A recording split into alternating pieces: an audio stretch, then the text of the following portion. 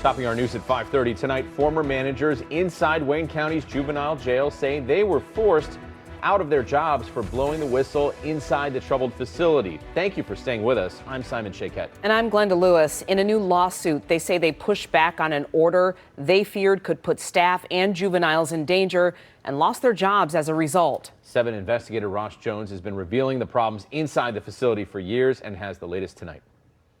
I was terminated for speaking up against the unlawful housing of the youth. Tamika Lofton says she was fired from the Wayne County Juvenile Jail for blowing the whistle.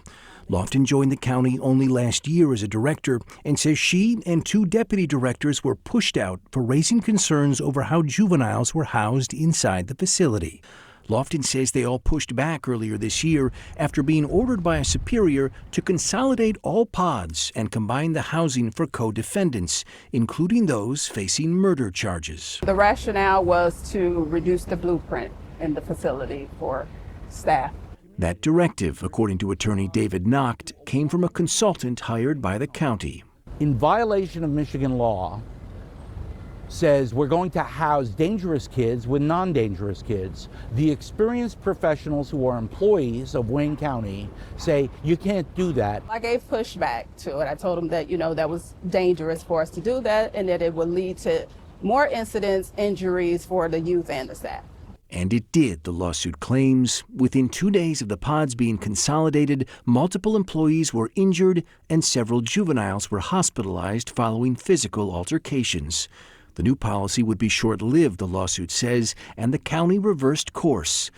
But weeks later, Lofton and other employees say they would be terminated for speaking out. We know that was the reason why they were fired, because right before they were fired, they were praised for their work. You go there and you say, I'm gonna go do my job, but I don't wanna risk my life while doing it. For the last 3 years, we have reported on the unsafe conditions inside the JDF, dating back to when juveniles were housed here at the Long-Time Juvenile Facility near Greektown. The problems persisted even after youth were moved to a former jail in the hopes that it would lead to fewer attacks. But in 2013, a 12-year-old boy claimed he was beaten and sexually assaulted while inside.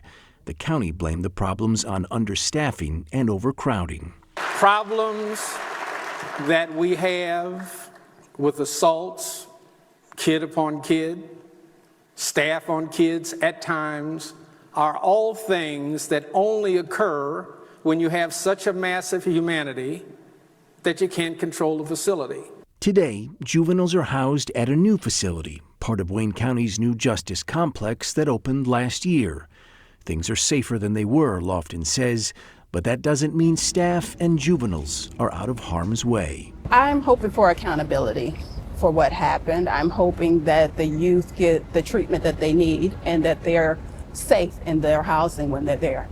County Executive Warren Evans' office released a statement in response to the lawsuit, saying Wayne County maintains the right to have individuals in leadership positions that align with the county's interests. A determination was made that the individuals no longer represented the county's paramount interests concerning the health and safety of the youth in our facility.